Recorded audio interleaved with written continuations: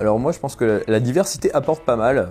Pour avoir bossé dans des équipes alors multiculturelles mais surtout multilingues avec des gens qui parlent pas les mêmes langues, je trouve ça génial parce qu'au final on prend plus le temps de s'exprimer et de se parler les uns aux autres. On est obligé parce que comme on parle pas tous très bien les langues, on prend du temps, on prend le temps d'expliquer et ça nous prend quelque part le temps de réfléchir et de réanalyser la situation selon le point de vue de chacun. Et quelque part je pense que la culture amène des façons de réagir différentes face aux situations parce qu'on n'a pas tous appris à faire de la même manière, à gérer un problème, à lancer un produit et ce genre de choses.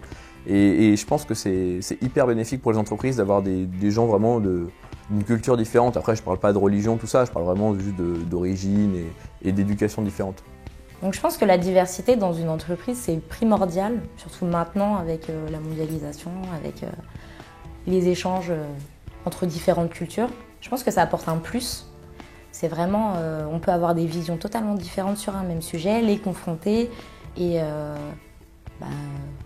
persuader son interlocuteur. Enfin moi, c'est l'esprit d'échange que j'aime par-dessus tout dans toute entreprise. Le fait aussi qu'on ne vienne pas forcément de la même classe sociale, donc les origines ethniques, ça peut être vraiment divers, varié. Je trouve que c'est super intéressant et maintenant, de nos jours, primordial. Je le vois surtout d'un point de vue même international. Dès qu'on est dans une entreprise qui n'est pas française, il y a beaucoup plus une volonté de recruter même des stagiaires internationaux et c'est une richesse qui est bien supérieure et des échanges qui sont vraiment, je pense, bénéfiques pour tout le monde et ça apporte une autre vision de l'entreprise, ça fait prendre vraiment du recul sur le travail qu'on fait. Donc ça, je pense que c'est important. Après, sur la diversité en termes de handicap, je vois à l'heure actuelle que c'est quand même finalement assez facile, entre guillemets, d'intégrer les handicapés avec les moyens qu'on a aujourd'hui. Et je pense que c'est important de faire l'effort de le faire parce que même si les gens ils vont un peu à reculons, là il y a un apprenti qui vient d'être recruté qui est handicapé et donc tout le monde avait peur, etc. Et en fait, au bout d'une semaine, on oublie qu'il est handicapé et il est intégré comme tous les autres membres de l'entreprise. Donc je pense que c'est important de ce point de vue-là. Et ensuite, en termes de diversité sociale, forcément, il faut œuvrer pour ça. Après, c'est le travail des RH.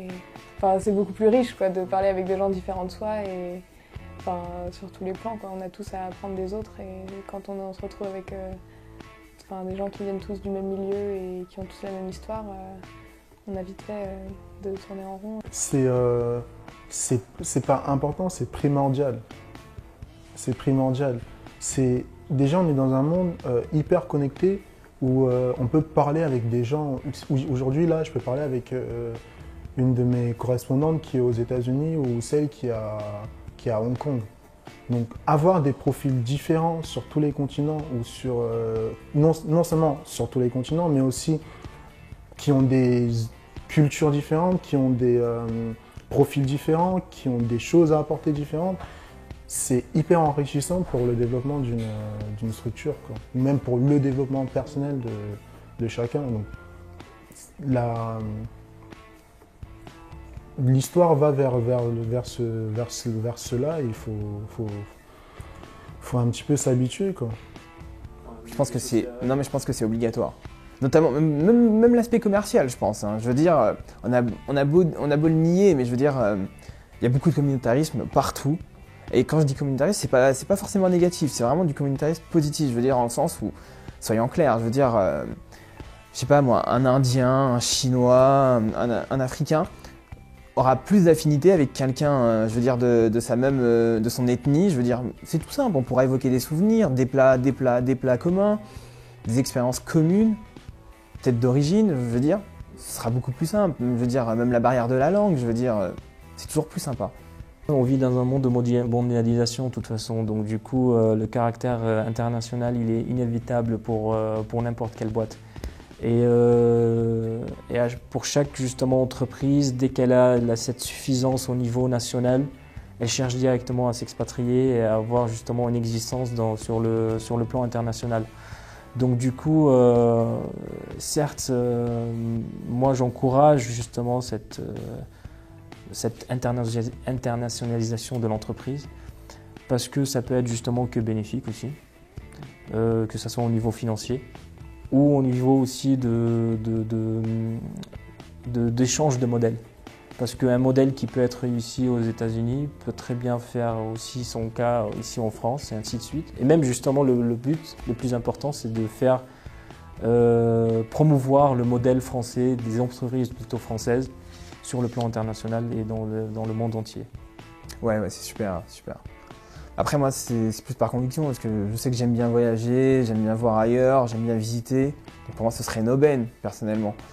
C'est un petit peu compliqué dans le sens où, oui, évidemment, j'aimerais bien que ma boîte s'ouvre à l'international et que on puisse me permettre de voyager un petit peu, d'aller à Londres, d'aller explorer le marché allemand et tout ça. Par contre, pas trop vite et pas trop tôt pour les petites boîtes, parce que si on va à l'international trop tôt, au final, on perd le côté proximité, le fait de parler plus simplement au patron, de parler plus simplement à son collègue, parce que si chacun est dispatché dans un pays, dans un autre, on passe justement sur une gestion qui devient complètement pyramidale.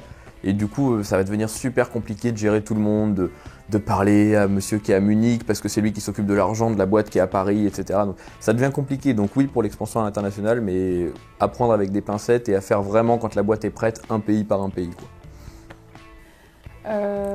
Pour moi, c'est important déjà d'avoir des échanges avec l'international. Je pense que ça donne une autre dimension à son travail. On a l'impression d'exister à une échelle plus fine et c'est plus valorisant. Et après, se déplacer, c'est un truc que je trouve vraiment bien pour éviter la routine.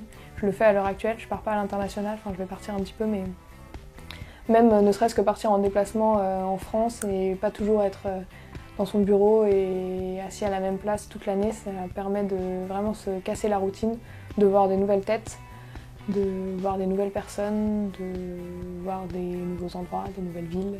Et je pense que c'est important pour le développement personnel et ça permet aussi de davantage savoir ce qu'on recherche. Ça peut être l'occasion d'avoir un coup de cœur pour un autre type de métier, un autre type de lieu où vivre ou travailler. Et donc moi je suis totalement partante pour toute expérience à l'international. Non, pas forcément en fait. Je pense qu'aujourd'hui on peut voyager sans prendre l'avion. Donc si ma boîte me permet de voyager sans prendre l'avion, je serais aussi content.